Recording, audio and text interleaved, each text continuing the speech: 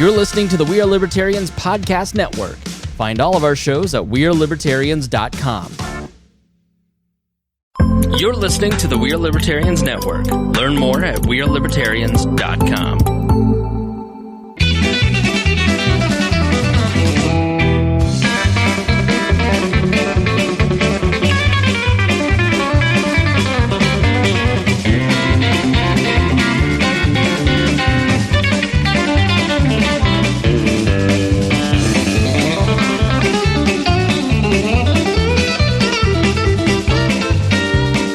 Welcome to the Boss Hog of Liberty podcast. This is episode number 175 of the Central Indiana's favorite podcast. I'm Jeremiah Morrell, and I am joined by producer Chris Guffey, and back from the dead, Chris. We have this guy. Whoa, buddy! He's been gone for a while. It's Dakota Davis. Today's episode features the three of us. We're going to be talking majorly about Henry County. This is going to be a very local focused episode. And then we're also going to be doing, of course, a COVID-19 update. There's a lot of interesting things that are going around on social media right now about COVID-19, and we want to talk about it because, we are media, and the media only talks about coronavirus right now. So that's all we're trained to do. Mm-hmm. That's all of the deep state media meetings that we're a part of, the Illuminati meetings where we talk to Molech. They just say the problem is that's it. There's Zoom meetings, and I don't normally participate because they care about the distancing, and I just skip out on them. I figured that's what Chase has been doing on Wednesday nights. So this show is about our lives in rural Indiana. We're here to push your boundaries and make you think as individuals. Sometimes we'll provoke you, other times we'll make you laugh, but hopefully you will always learn something new. That's right. Before we get too far into this, patreon.com/Boss Hog of Liberty. That is where you can go to support the show. The tiers start at $5 a month, and they go pretty high. I'm not gonna lie. We went out there. We put ourselves out there. It's really paid off for us. We have a core group of people that help support the show. Fantastic bigly. People. Those are the people that pay the bills for the studio, and they pay to pay for the rent. They pay to keep the lights on. They pay so that we can have air conditioning. This is the last hot day of the year, but it's air conditioned in here today. That's right. It's nice. We have a Nest thermostat thanks to the Patreon supporters. Absolutely. It's those people are what make the world turn. And if you pay $50 or more a month, then you get a shout out at the front of every episode. Those folks are Chris Lamb, Christy Avery, Jonathan Phillips, and Mr. Anthony Meyer. Chris Lamb is more than $50 a month. We should point that out because he's a great guy. That's awesome. And you should vote for him for school board. He's running for the Newcastle Henry County Community School Board. John Phillips, of course, is our guy over at the Buick GMC dealer, Andy Moore. And Christy Avery is patron supporter to the Stars. I got to hang out with Christy last weekend. I was up in her neck of the woods in northeastern Indiana, and she and her little chihuahua came and hung out with us. Awesome. Good times. Did he say something about Taco Bell? Quiero Taco Bell. Nobody knows. Nobody knows what was said. So I don't understand dog speak. He might be boycotting Taco Bell with the rest of us since they took away our potatoes. The Mexican pizza, when it went away, that was the last. It's not gone yet. The announcement of the Mexican pizza being gone that's where it actually struck home. I had to go get one Sunday because it's one of my favorite items. I love those. I'm watching the chat. I just want you guys to know Zach is doing the work. It knows where we're at, home, yep. And he's posting on behalf of Guffey, who's not ready yet. I'm ready. I'm just waiting on you fantastic. guys to announce it. Yeah, we also have, as Zach is posting in the chat, we have the T-Chip stores. That's where you can get Boss Hog of Liberty merchandise. We have 3 different T-shirts. One of them is very basic. It's the cheap one. It's BHOL1. And then we also have BHOL2 that Jeremiah hates. He hates that shirt. So if you just want to grind Jeremiah's gears, that's the one you got to buy. And we also have the premium shirt, which has our logo on the front and the slogan on the back. And we also have masks. We have masks and bandoliers, and that have our logo on them. And that is BHOL4. But then we also have mugs because Jeremiah said we need mugs. We did have a request. We had a request for mugs from Rich Turvey. Yeah, and then he didn't buy one. Well, I mean, we have to remind him. And then we did get one for the tumblers as well. And I think I would like a tumbler. So if we can find a way to get the tumblers. The tumblers is Audrey's game. No. It's true. I don't want one of these daisy printed glitter bombed ones. I want dainty daisy, baby. She can put wood grain, make it look like it's stained wood, and then stick a Boss Hog of Liberty logo right over the wood. Maybe we need to have her set up a storefront so that our folks can. She's already got a storefront. That's what I'm can click one click to have it. That would be $30. Is there a graphic? For a vacuum sealed stainless steel. All I'm going to say is my fiance was thrilled with her cup. Yeah. And the coworkers that she works with want to buy one and is like, oh my gosh, is that the one I saw? And I was like, I don't know. Here it is. It's Dainty Daisy. Go there. I just think Audrey needs a special. She needs to have the Dainty Daisy Boss Hog special. And if people want to buy the mug, they can go there. Kyle Hupwood's in the chat here, and he wants to know where he can get a shirt. Where does he get a shirt? It depends upon the design. Listen, Kyle, just scroll up. Scroll up in your comments section. Oh, I think that was an okay boomer to Kyle. That's rough. That's rough. Kyle's just over 30. You can't treat him like that. tchip.com/BHOL1, BHOL2, BHOL3, 4, or BHOL mug. So here's the thing. Taco Bell has ruined me. Very disappointing. Very disappointing that they pulled the one thing I cared about. And first, it's I feel bad now. It's kind of like when somebody doesn't say something. First they came for the cheesy potatoes, and I didn't say anything, Dakota. And then they came for the Mexican pizzas, and that affected me. Well, see, I'm speaking, but I don't know if there's anybody left to speak for me because I didn't speak when the cheesy potatoes went away. Here's my standard order at Taco Bell.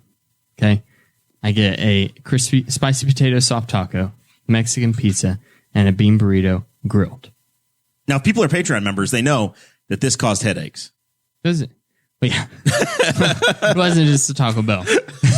Lee's Chicken, Burger King, and Hardee's. So I'm a fast food junkie. I absolutely love it. I love fast food. Just not good for you. Sometimes I'd have it 3 times a day, Jeremiah. It's bad. And then would you like? I know there's show notes, but we're gonna follow this down the rabbit hole for a minute. So let's talk about your bad behavior. Mm-hmm. This was you would have years ago. You would have 3 meals of Taco Bell. No, or whatever food. fast food. Yeah, fast food. And then were you married to Audrey at the time, or is this? No, this is pre-Audrey. Were you living with your parents at the time? No, So this is just living on your own. Yeah, somewhere north of Q. Yeah. Okay. It wasn't as bad as I thought, because I thought we were going to go down the line of you're eating 3 meals a day in fast food and then going back home and eating Audrey's meal. No. Or even worse, throwing it in the trash. After I got married, then the most it would be 2 times a day. Yeah. Unless Audrey and I both decided to go out. There were probably a few 3 days during that time too. It's also why I weighed 200 pounds in January 2018. There we go. I can't say much. I'm the same way. If I don't go to Pages, then it's just too good, too easy, too cheap. Exactly. As a single guy, like I go Taco Bell, right? I can go and I get 2 beefy burritos. They're $1 a piece. That's $2. That's a new item. Yeah, new item. It's really good. You should try it. And then I'm like, okay. And then I add extra creamy jalapeno. So now it's $2.60, and I go, cool. That's my meal. I'm full. What now? But listen, Taco Bell took away 2 of my regular items.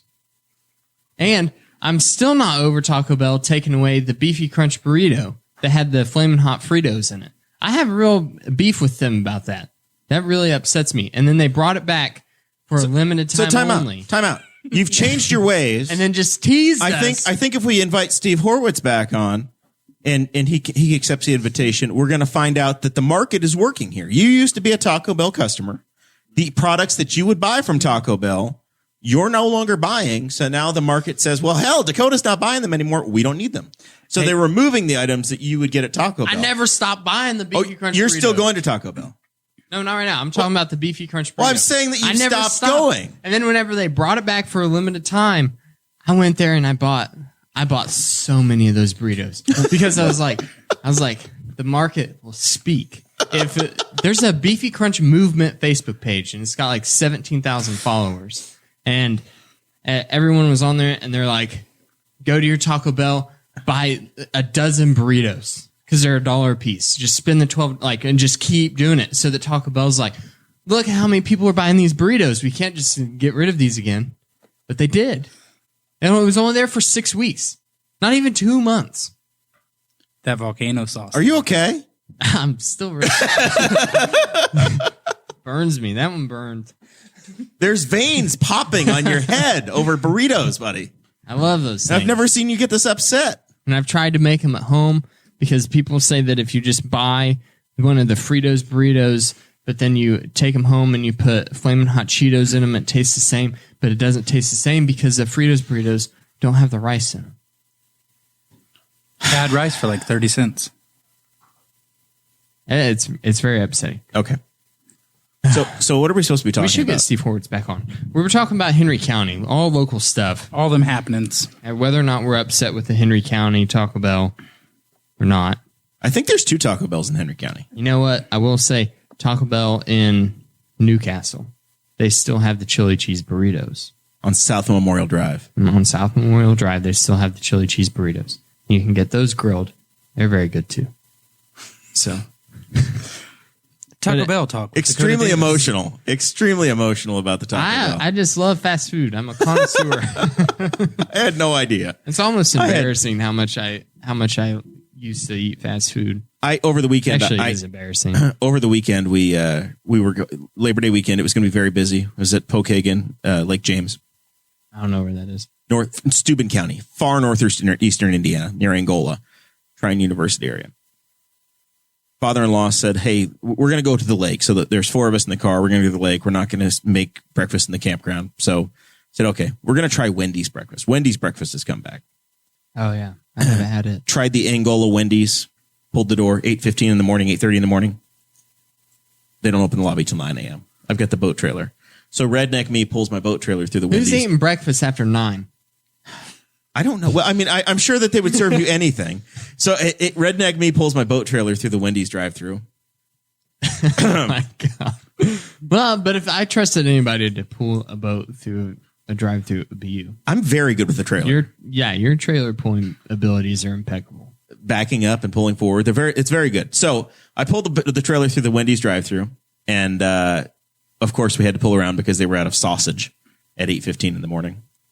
City Councilman Mike Guffey is calling Chris Guffey over here a tightwad, by the way, if we're watching the chat. All I'm saying is that is why I would have been a good city councilman. I'm a tightwad. I don't like spending money, Mike. All right. So you should learn that. So I go to the Wendy's drive-through. They make me pull forward into the lane of shame, which, by the way, isn't built for a boat trailer. And I waited 10 minutes for my food to come out. I have to say, Wendy's should just give up on breakfast again. They're nowhere close to the top. Whoa. It's awful. It was not good. Try the Newcastle Wendy's, bruh. A poor review. No, it's fantastic. I got a croissant with a biscuit, or it was a croissant with it was not a flaky croissant. Not good. It was not good. It's not worth it. It was not good. Yeah, it was poor, and the croissant was cold. Do you remember the Burger King breakfast? Burger King croissants were fine. Yeah, they were fantastic. Yeah, this was an egg and some sort of a meat. I think it was. If I went sausage. to Wendy's for breakfast, I would have to try the breakfast baconator.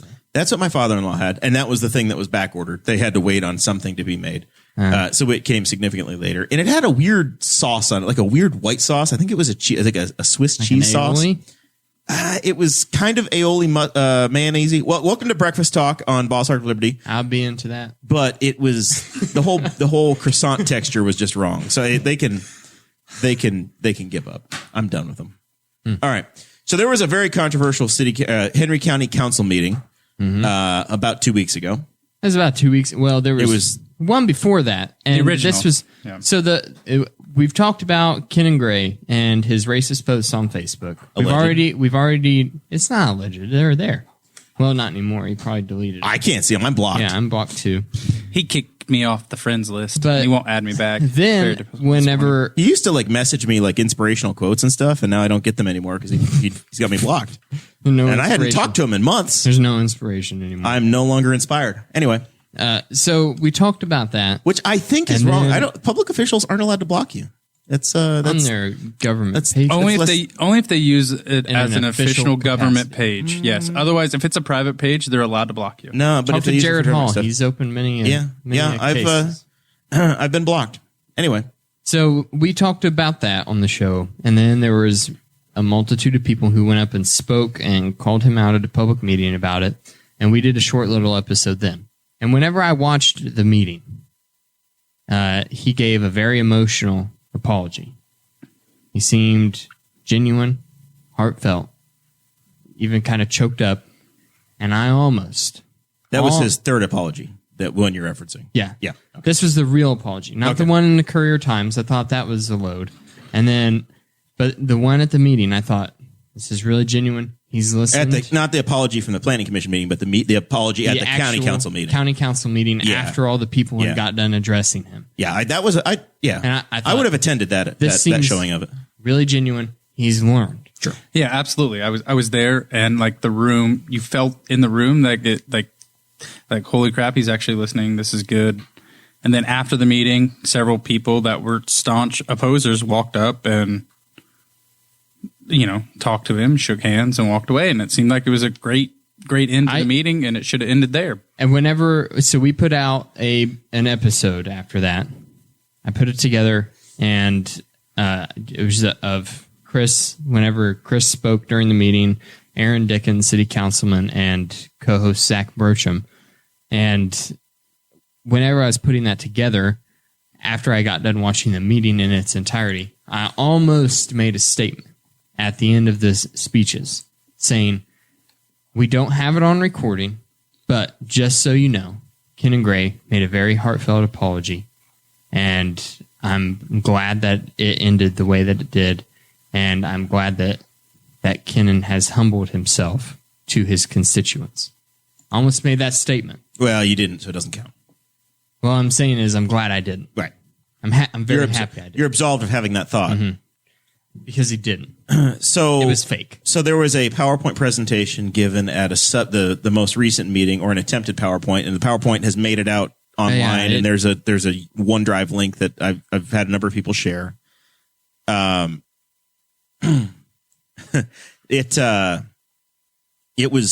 was a bunch of screenshots and edits and comments, and It's amazing. it was I was flabbergasted. it was artful. I'm disappointed that he didn't give a chance to actually make the presentation to the people. That got sent to you and I. Yeah. That night, and we were like, I had no words. I couldn't believe it. So yeah, I saw that, and then he had an outburst in the actual meeting where he banged on the table really loud, like he was a 19th century prosecutor Or a petulant child. or a petulant child, and said, "I am not a racist," or similar to, "I'm not a crook." Yeah. And he called the entire last meeting BS. Yeah, he said that it was all a bunch of BS. He sat through 3 hours of BS, is what he said. 3 hours of BS. And he said, I listened to, and he starts naming the people that came up and spoke against him. So here's the thing. I don't know that I've seen all of this, and this is something we've talked about for 3 years on this show, is that we need to have brilliant high definition video and audio and live streaming of all of these meetings, and they're not out there so that we can actually see what's going on. Because at this point, we hope and depend upon a handful of citizens to be doing a live stream off of a cell phone, and it's very difficult, and it doesn't work well. I'm very hopeful that the county government can get that working in the next couple weeks. Yeah. But it needs to be it needs to be done. I mean, we've been talking. Obviously, if you've been watching this show for as long as what we've been doing it, are good friends with quite a few people in county government and in city government, and they assure us it's coming very soon, and that hopefully by I don't think it was the next meeting, but the meeting after this coming. I want to live, which is tomorrow. I want to live in a. I don't know that they're happening now. It's not. Oh yeah. I want to live in a world where we have an ability to go viral over wanting boneless chicken wings to not be considered boneless chicken wings. There was the video that I posted about a week ago. That was good. that was fantastic, which was the son of a council person. The son of a council person pleading to the body that his dad is on, saying that there's no such thing as a boneless chicken wing. But do you know the real difference between boneless wings and nuggets? It's like the difference between tenders and strips. A boneless wing is a chunk of chicken, and a nugget is ground chicken. Right. It's processed. Mm-hmm. It's refined. So, I mean, what are you going to call it to make that distinction in the future if you don't call it a boneless wing? Chicken tender. Small tendies. A tendy. A chicken tendy. A quarter tendy. If you watch the video, he explained a number of alternative names. Once again, back to food talk. So, in this meeting... We used to have meals served before these. Yeah. And it's been a while. I want to go back to the meeting, and I want to go back to Kenan acting the way he did, because it was horrible. It was horrifying, and I sat there and watched it, and I was like, I can't believe that I almost stuck up for this guy after he made his apology. I couldn't believe it. And then right after I watched it, the PowerPoint gets sent to me in a text. I start flipping through it. I'm like, goodness gracious. And then it was like a manifesto. It was insane. It was out there. It was pure insanity. Like if you were a person in a mental institution and you showed that, then they would be like, that's another 3 years, buddy. I watched the video and I said, this is the best and the brightest we have to offer in Henry County. Obviously that this guy beat me and he's got the seat and Henry County has to have That's got to really chap you. I don't care anymore. It's fine. I'm good. But then to make matters worse, I thought, well, the PowerPoint didn't actually get shown at the public meeting. And it was under circumstances of the fact that it had been, like, the first slide had been on the screen for the entirety of the meeting. And then all of a sudden it doesn't work. So I thought, maybe, just maybe, someone thought this isn't a great idea. So they didn't let the show go on. But then I start seeing, because I'm blocked, screenshots from Ken Gray's Facebook page where he's like, share. Put it out He's there. He's proud of this. He legitimately made it and thought, this will absolve me of all crimes. Yeah. We'll see. We'll see what happens. And the people who don't know, it's been all over Facebook. So I'm sure that if you're politically involved in the county, then you know. But for those of you who don't live in this area, there were slides showing pictures of him and his wife at his son's wedding, and there's a black guy in the background, and he's like, look, I was in the same room. And it was like disgusting. It was really bad. I couldn't believe it. I wanted, whenever it got sent to me, I thought, I need to come up with something to say, and back to the person who sent it to me, something like witty, but there's no words. Yeah, we'll see. We'll see how it goes. You got me really hot now over there, producer Chris. I feel like it's really loud. Well, I know, but in the chat they are saying that they can barely hear. Volume is complete. We are a podcast first, so if they're having trouble with the video side, I can guarantee that the audio will sound good in the podcast later after we run it through the mixer. So we may have issues on the video side, but we'll be much better on the podcast. So check out BossHogOfLiberty.com or check us out on iTunes, and we'll be there as well. And Spotify. All of the places podcasts are sold. So there have been rumored after this council meeting, apparently there were a couple of issues where council people were talking to each other. Maybe a note was passed here and there. And there's been talk of Chris Bilbrey, a former guest on the show. Episode 104. Filing a lawsuit. We checked. To our knowledge, there's not a lawsuit filed at this time against the county for anything. But there are some possibilities of complaints to open door laws. And once again, I think some of the issues that were going on in the meeting where members weren't able to hear each other. So that was one issue. If we get, there was an issue where Councilman Griffin was, I think Councilperson Mills whispered or told something in the ear of Councilman Griffin. And I honestly think that if they improve the AV equipment in the chambers, everybody's going to hear better. It has to be improved, and there's a problem with. But see, the AV equipment has to be improved, but also we have speakers in there right now, and there's a huge problem with members of the council and the commissioners that just not talking into their microphones, not using them at all, and then also the fact that there's not someone who has control over the board, so that at least like whenever we have a guest here, we have Chris. And Chris knows that if we have a guest that is sitting far away from their microphone, right, you have to adjust it, and they refuse to bring I it would up to hope them. that what will happen is that as live video comes on board, there's going to have to be an AV attendant for public meetings that's handling the technology. Just as you have a secretary at a meeting, right? And you're going to have Chris is in the chat right now. He's saying, and he said a public access complaint. And that's what we just talked to Chris about this, asking if there was lawsuits filed. Chris filed a public access complaint, which you can do based on open door law, which is the law that says that it's what keeps people whenever we're mobile, whenever we have the equipment to broadcast and do live streams other than just our phones. It's what protects members of the public making access to public meetings public. Correct.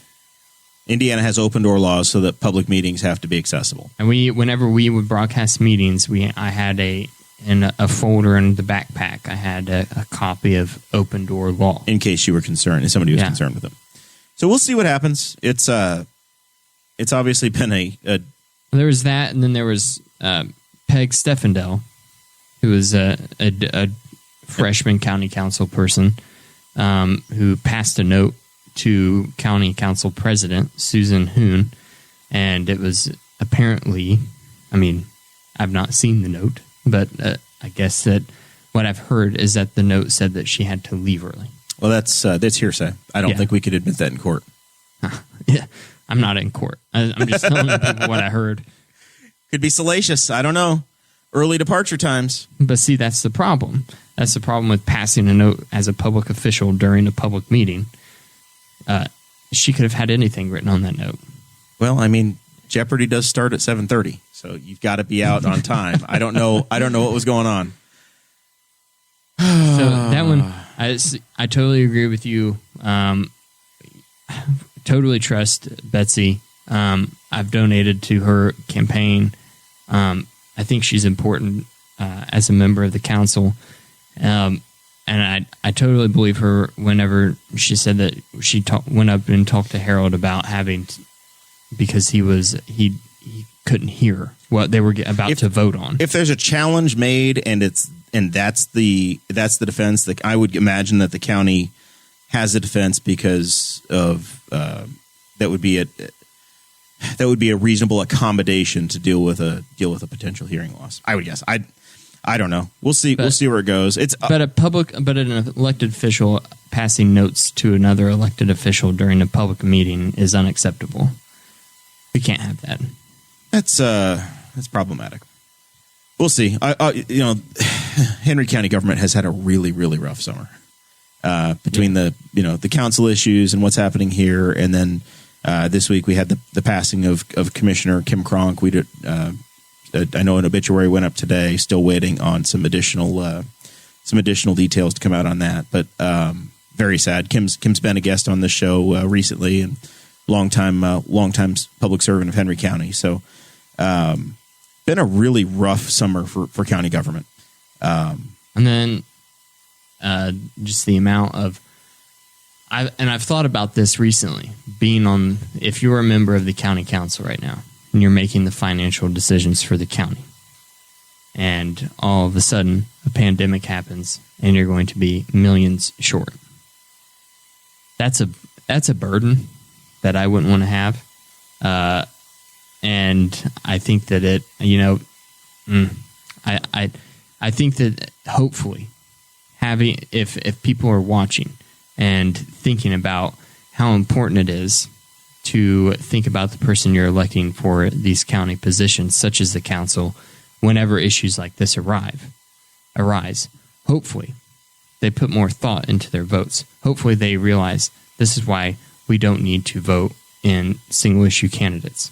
People who have whose their normal job on the council has nothing to do with the issue that I am concerned about. This is the government that the people picked. This is what we got. You're pregnant with him. You got to have the baby. We're going. This is the council. This is your board. This is what you have, and these are the folks that you've decided are going to navigate the waters for the next between now and this next election. So we'll see what happens. All right, so you referenced it. There's still a pandemic going on. There's a story that was in Forbes magazine. I don't know if there's actually a printed version of Forbes. Also, but if you go to Forbes.com. NBC also reported this, so it's not just Forbes. So, well, the one I shared with you originally was Forbes. Yeah. If you are a Patreon member, you get access to the show notes ahead of time, and the article that we put in the show notes is a Forbes. Yeah, thank you. I was going to say, I cannot believe you would step out. The Forbes magazine article says that every positive case of COVID has cost $46,000. That's kind of an outlandish number. I've had some friends that have had the COVID, and I said, "Pay up, mister. Mm-hmm. You owe me." I know 5 people now. That's like $250,000. 6 people. Nearing $300,000. And only one of them has been to the hospital because of it. Yeah.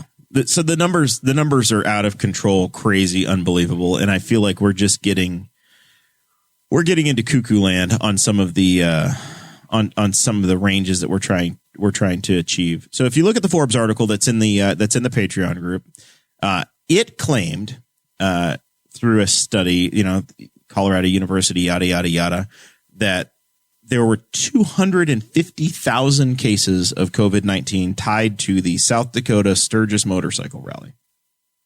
They say that they linked cell phone data that's available to people that were at the rally and then the places that these individuals went to. They say, well, you had spikes in those communities, and this is what happened. They also ran those numbers in an algorithm that runs the worst case scenario spread statistics for the disease. So basically what that means, what I'm taking that to mean, is the spread statistics of February, whenever we were all freaking out about it. Yeah, there's a lot of coulds and extends and maybes, and we think and hoping to determine.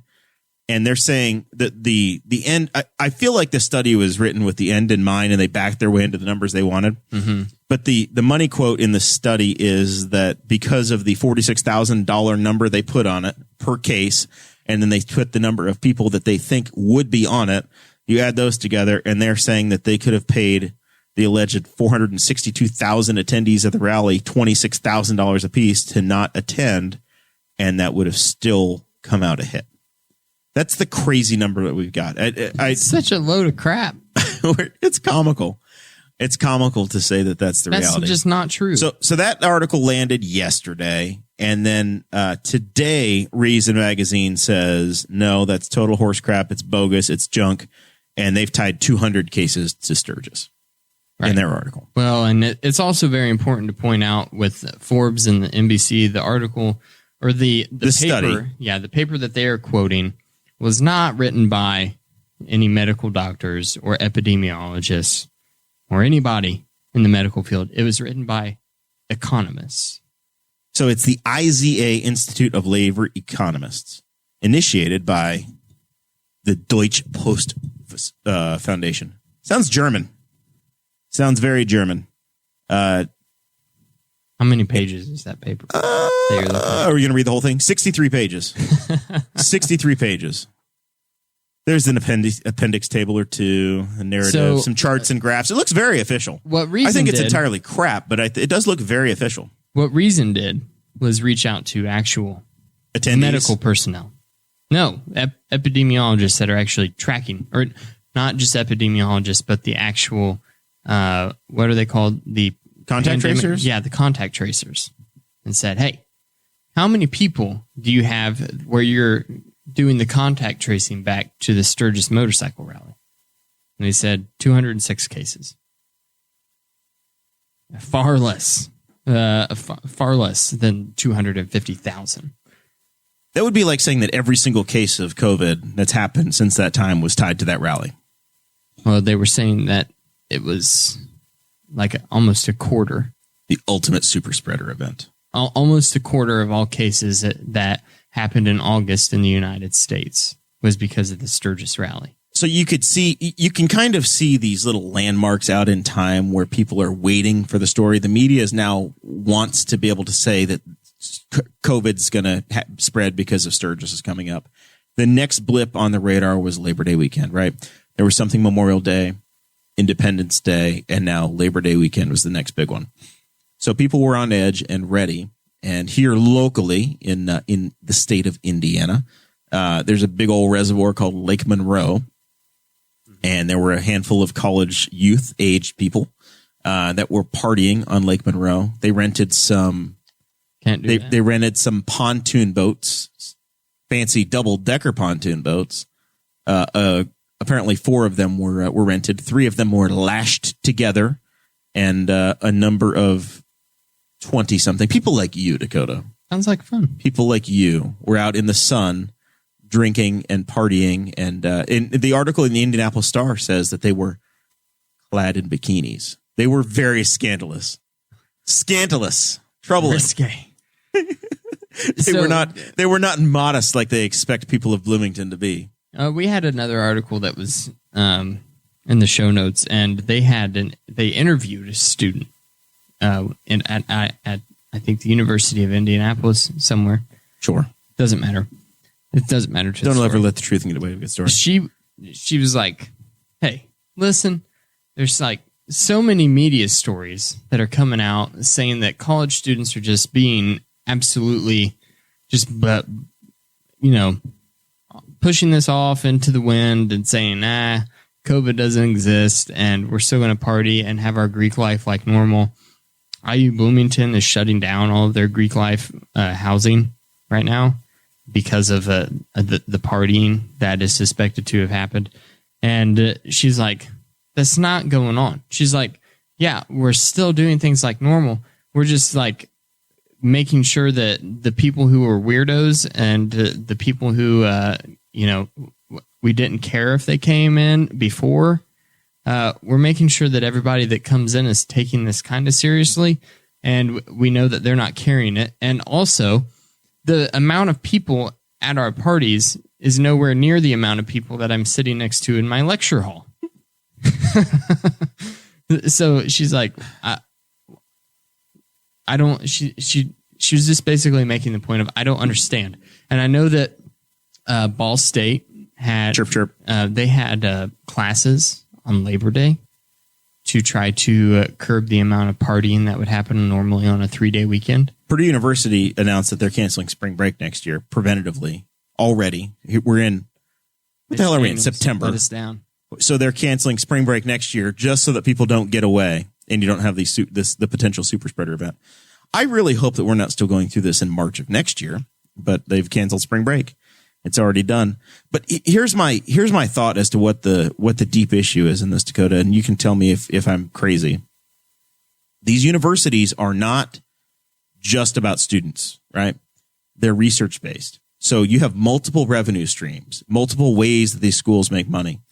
And a lot of the staff and the faculty that's there are based on grants. They're competitive grants that these schools have to get, and they can only function if they have the pandemic under control. So they can only do the revenue-producing activities if the pandemic isn't out of control crazy. Right, correct. At this point, if you're looking at the revenue side of a school, every time the students come back, they're a threat to the other revenue side. So when the students come in and they're behaving the way students do, even if they're trying their best, you're not going to get complete compliance all the time because they're human and they're 19 and 20 and 21 years old.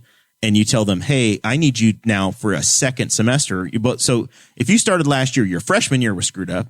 Now you're in your sophomore year. And by the way, spring break next year is going to get screwed up too. So half of your college career is already going to be clamped down. You're not going to control that for the entire amount of time. It's just not going to happen. So the schools, the more they clamp down, the more the students are rebelling. And the problem is that when the students rebel, you get these cases, and it's very predictable what's going to happen. The students are almost a threat to the livelihood of the university because they can't do the revenue producing stuff when the students are there. Summertime, they can do their research, they can do whatever, they can bring their thing, they can function. But as soon as you bring back all the kids, all of a sudden that university life gets shut down and it's a total clamp down and nothing works. So I want to know your opinion. This girl that You didn't answer it. You didn't agree. You didn't disagree. You just left it. I agreed. Okay. I think that everything, that's why But you have to talking. you have to verbalize it. okay. It's a two-way street. So out of practice. You haven't been here in a month. We'll retrain you on podcasting too. Listen, I was just keeping the conversation flowing. This girl that we had the interview with, who is on campus, she said she really didn't want campus to close and to shut down. And you're saying the administrators aren't going to let that happen. I'm saying that that it's going to cost them a fortune if it closes. Right. That's what I mean. So if they have to shut the campus down, if they send the students away and tell them that they're distant learning and they still get to collect their money and make everybody work through Zoom, but they can still continue to do the revenue producing stuff in the school, then that limits the risk to the universities and they can still function.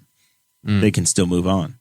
The other side is that so why not just sports are also let them party until there's a break, the inevitable outbreak, and then they say you're all learning by Zoom, but now, and they send them all home. Mm-hmm.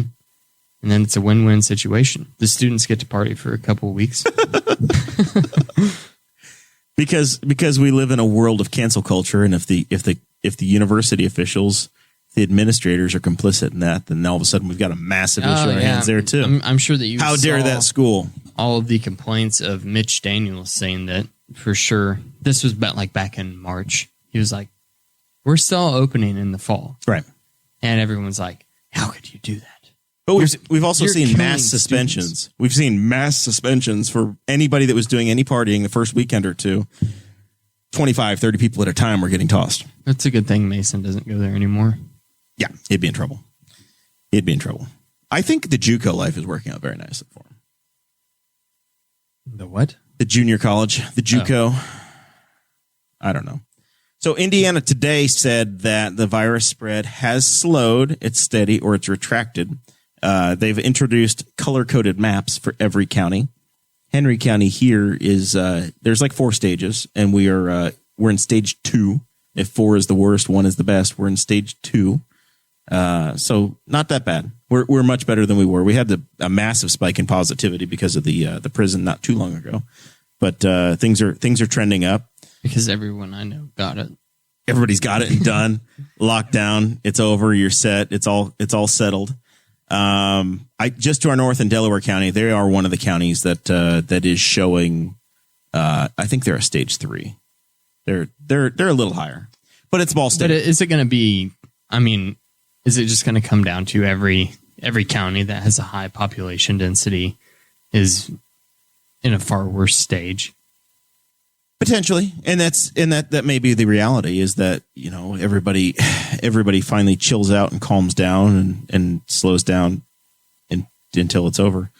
Mask usage is also way up, right? We're all playing along, doing what we're supposed to do. I don't hear the mask police nearly as much as I have previously.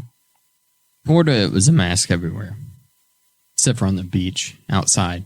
If you were outside anywhere, you didn't have to wear it, but inside all the restaurants and bars and things, you did. This weekend, I'll be traveling to Ohio. And I'm fine with it. I'm fine with the wait. Listen, after coronavirus, I wouldn't be upset if the waitresses still wore masks. You just don't like looking at their faces? No. I mean, because I was thinking about it while I was sitting by the pool, and I thought, I've probably eaten a lot less waitress spit. Yeah, but your immune system is used to it. It's fine. It's true. It's just a thought, because now I've thought about it. And now everyone who listens to this has too. I don't care. Whatever. Let it be. The weekend for me in Ohio, I'm attending my first sporting event, and they're allowing 6,000 people at the Mid-Ohio Sports Color course. Same number of people that they're letting to go to the NFL games in Ohio. but you have to wear a mask outside, inside, wherever you're at the whole time. I assume unless you're drinking. So I plan on having a beer in my hand the entire weekend. But we'll just have to see. I've pulled the data up for Dakota on Indiana in this weekly scoring system. And they're doing it weekly cases per 100,000 residents. Yes. We only have 50 here. Well, there's a number of things that go into it. It's not just a couple of items that move the needle, but it also is tied to your 7-day positivity rate as well. So if you continue to have somewhat low positivity, that's also a part of it. It says 1.5 for us weekly. That's our score. So they add things together. So if you're in yellow, so that means that we've had between, I would assume to land in that color, they had between 10 and 99 new cases in Henry County, and they've had 5 to 9.9% 7-day positivity in this community to land in the Look at Hancock in the second County, category. Man. Hancock County being 0.5. Hancock County has very, very, very few cases per 100,000 people. So they're low. Rush County to our south is low.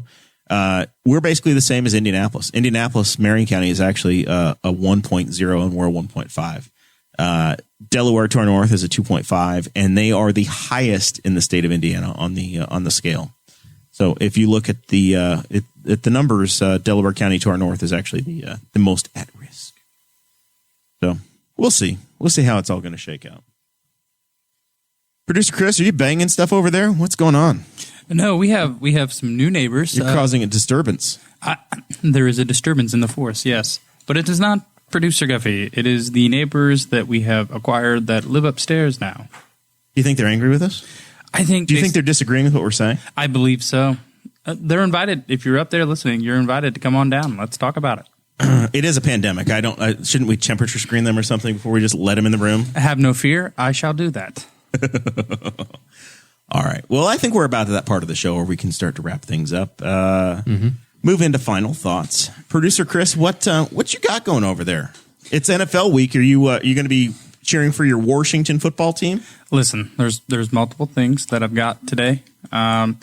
First off, I really like to say if anybody here is looking for a realtor, I am very happy with John Kindred and his father, Doug. How many houses have you guys bought together now? We bought none, but we found a house that we really liked, and we wanted to put an offer in last Thursday, I believe. Or maybe it was Tuesday. Yeah. Anyways. John is a Boss Hog alum. Yes, he is. He is a sponsor. And anyways, we were looking over it. We loved the house. We went to talk to John about it to put an offer in. And John's like, hey, look, did a little more research on this. They're listing it as they have 0.49 acres. You really only have 0.07 acres. They're counting the other 0.42 acres as the county easement that they've used as their land for 20 years. So a big fan of that one. Yeah. How many houses have you made those guys walk through with you? Are you guys up to like 50 houses now? No, Paige and I have dug through 9 houses. 9 houses right Does now. he have That's to? a lot of houses. Does dude. he have to hand sanitize everything, every doorknob you touch? Does he have to? Nope. Does he have to deal with it? No, there was only one house, and it was a house that we looked at in Anderson that required us to put on shoe coverings to walk around the house. Booties. The booties. That's not just a COVID thing. It's Yeah, I because think they had that's Yeah. Well, I mean, they were living there. Maybe it was the white carpet. And that was a fabulous house. I just wish the bedrooms were a little bit bigger. Anyways, so very yes. picky. Yeah, I Off camera. as I've Off camera. as I've talked to you, you would pretty much be happy living in Dakota's shed. So I don't know why you're so picky over there. Listen, Okay, it's not a shed. It's a little bit big for his. Go to the liking. Patreon and we'll find out. listen. We are very positive on what house we want. It sounds like you just need to have one built. Listen, we have thought about that, but just building a new house is not in the budget right now. But You don't need to look at like TK Homes and things. Just talk to our friend Rex Bell. he's like 3 years out. Yeah. Oh, You'll need the next house by then. So what else is on your hit list? Thanks to the boys over at John Kindred, Doug Kindred. Yes, the Kindred FC boys. Tucker. I appreciate them very much. Also, Monday night, we had a fantasy draft. All I can say is I am shocked that 3 quarterbacks went in the first round. I got Patrick Mahomes. It's true. You drafted right after me. Mason drafted right in front of me, and he picked Lamar Jackson. I got the Derrick Henry down there in Tennessee, and you got the Patty Mahomes, and then your father-in-law Kevin Deshaun Watson down there in the Houston Texans. Well, he's a former Houstonian. So that was a great time at the fantasy draft. Wish some of you could have been there, but sorry, Chase does not like any of you. You were Commissioner not invited. Chase Payton is in charge of that. So Correct. He's Correct. If you have complaints, go to him. Talk to Commissioner Chase. He's on the sports desk. So yes, and then I don't think there's anything else really that I have, man. That's it. You didn't say anything about your Washington football team. I know. Are you excited? Is Alex Smith back? Are you going to play him? No, Alex. I don't know. Dwayne Haskins has won the role of the starting quarterback for us for the week 1. Let's see. We've got the rookie Antonio Gibson, who's a running back, who's just everything I'm hearing from the training camps. He's balling out. Yeah, really impressed by him. We got rid of AP, Adrian Peterson for you guys. He went to Christie's Giants. Lions. The Lions. Christie's Lions, yes. Yes, he went to Detroit. Good move for him. They've got a rookie up there who's pretty solid. They've got also he's a little bit older in the run game, but he's not as productive as Adrian Peterson will be. The Washington football team pick up anybody? I don't believe so. They got Terry McLaughlin. Have they still got? Are you still a fan? I will always be a fan of the Washington football team. As you know, whether we suck or we go to the Super Bowl, we can go 0-16. I'm still loyal. When is the last time they won? What's your mascot this year? A giant W. One giant W. Burgundy and gold W. Are you for the wins? You going to get a tattoo? No. If anything, I would get a tattoo of the old emblem. Does it bother you that Washington doesn't even play in Washington, but all they are is a big W? No, they play in Maryland. Which reminds me, I sent a message to a ticket rep because I was like, yes, I'm gonna see about going to a home game. I made the trip out there last year. I'm ready to go again. Oh, how wealthy are you now? Last year you bought a StubHub ticket for $5. Now you're going directly to the team reps? Yeah, I was like, when did you make money? I couldn't find it on Ticketmaster. There was no home games on Ticketmaster, so I sent a message, Jerry Walden, we do not like the Bears in this city. We do not like them. Anyways, so yeah, I went to the ticket rep and I was like, hey, I'm looking for a single game ticket. He goes, for when? I was like, I don't know, any home game that you got. He's like, what season? I was like, the 2020 season. He goes, yeah, we're not having home games. No fans allowed at the home games. I'm like, that explains why I didn't see him on Ticketmaster. So, got to be a real quiet day in the ticket office. I don't know what the ticket reps are doing. And it's weird because they're like, oh, it'd be answering messages and telling people that they can't buy tickets. Yeah. Telling people you're shit out of luck. Well, it was like, oh, you're first in queue, you'll be 2 minutes. And it was like 10 minutes before they answered me. You need to just go ahead and go to the Detroit or the Cleveland game. Find tickets to that. I don't believe you want to see your team. The Detroit game is not listed for sale yet. Cleveland, I can buy tickets to, and I can also buy tickets to the Dallas game. So Dallas is a little far. I'll go to Dallas with you. Will you go to a football game with me? Yeah, I like football games. Hey, look. Hey, bachelor party. We're going to Dallas. I'm serious. I'm 100% serious. We can look at flights. They're really cheap right now. Yeah. Oh, gosh. When is it? When is the game? I don't know. We'll talk about this off the air. Off the air. Make plans. You people are crazy. All right, so your team's gonna start like 0-6, and then it'll be cheap again, just like last year. Yeah, I'm thinking. I'm gonna call it now. We'll go 3-13. Do you have replacement players? Is this just you don't have Jay Gruden anymore? He's gone. No, you've got Riverboat Ron. Yep, Ron Rivera. I'm excited. I mean, we got rid of Josh Norman as well, who was a lot of penalties for us the last few years. He's very heavy-handed, and so he draws a lot of flags for us. But we'll see how the defense goes. All right. That's NFL Talk with producer Chris. Dakota, what's on your mind? Well, I just spent a week in Florida, and there's sometimes you get tired of Indiana, and you take a trip, and then you realize that 111 degrees heat index sucks. So you go, Indiana's really not that bad. And you come home, and the beans are starting to look a little golden in places. Then the sun sets, and because we have a bunch of crop dust and pollen in the air, you're like beautiful red. You get an orange. Big old sunset. Newcastle, Wyoming this morning, not Newcastle, Indiana. 27 degrees. I know. I have a friend that lives in Colorado and was sending pictures of the view outside of their bedroom window this morning. And she had a tree that was just like a pine tree, and it was just covered in snow. Yeah. And she said, it's still summer right now. I hope these people winterize their pools. Labor Day was Monday, and here we are, and it's below freezing. It's ridiculous. Awful. I love where I live, but, I'm still down to go to Texas and stuff. Chris, Dallas. Yes, let's do it. I'm down. Let me look at it right now. And then also, Audrey's Cups. Tumblers, I have to promote them again. You can really get a Boss Hog tumbler. There needs to be a store. They're amazing. A price, I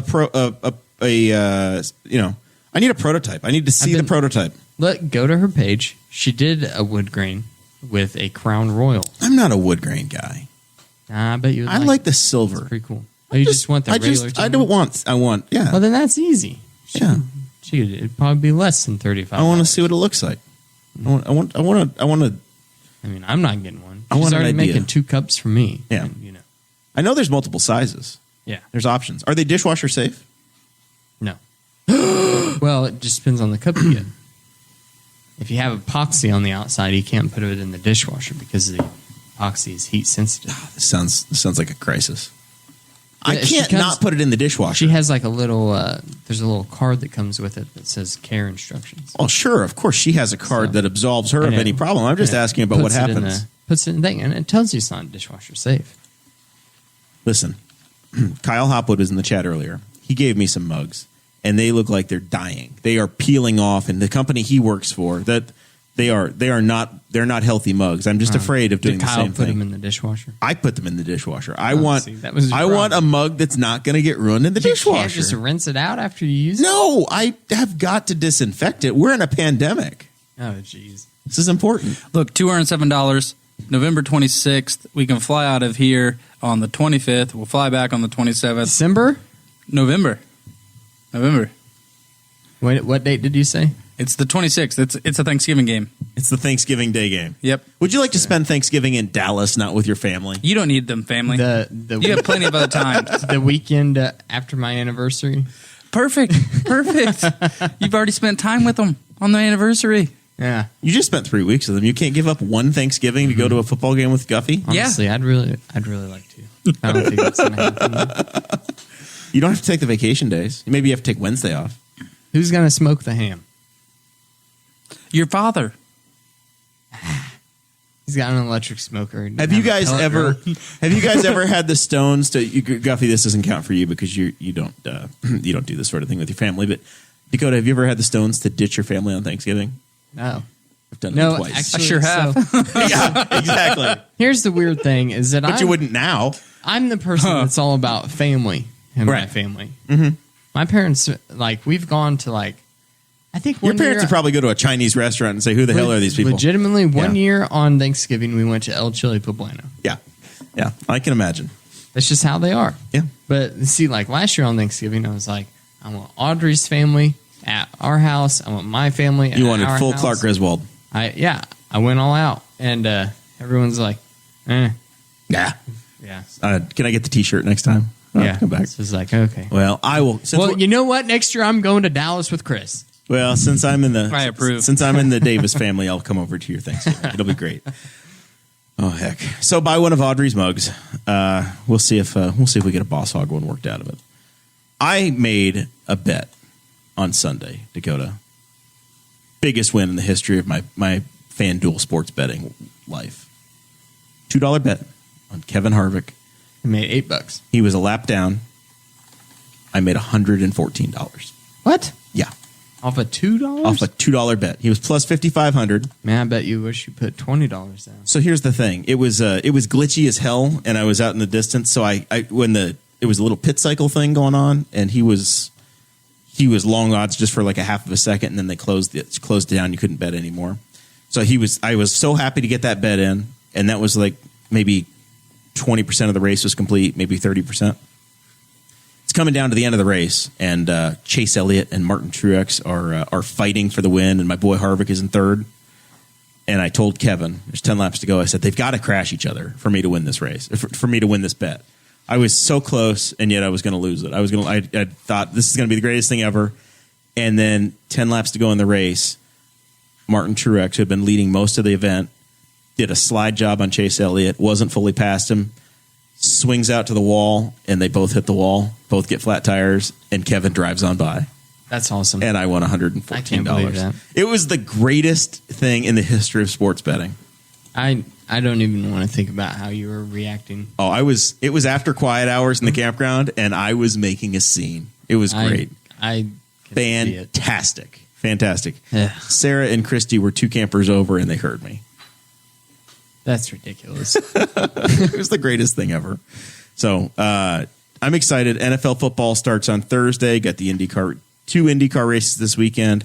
Colts play the Jaguars on Sunday in Florida, and we'll see what happens from there. Don't forget, we have the Red Zone now. And thanks to the YouTube TV, Chris and myself and our joint home, we got the Red Zone channel. So we're gonna have a great weekend. We will see you all a week from tomorrow, Thursday night, next week, back here on Boss Hog, episode 176 coming your way. Thank you for listening to the Boss Hog of Liberty, which is part of the We Are Libertarians Network. I am Chris Spangle, and I am the founder of this network, and I invite you to listen to all of our shows, which you can find at WeAreLibertarians.com or by searching for these in your podcatcher. The flagship show is the We Are Libertarians podcast, where we apply libertarian principles to current events. The Brian Nichols Show is a conversation amongst Republicans, Democrats, Libertarians, Independents, as they talk about what is happening in the news. And we have many other podcasts like The Chris Spangle Show, Upward, The Cost, Raw Audio Politics, Miranda's World, and Tad Talk, which is quite a ride. So check all of these out. Go to WeAreLibertarians.com and you can check out all of our great podcasts. Thanks for listening. Thank you for listening to the We Are Libertarians Network. Get our other shows at WeAreLibertarians.com.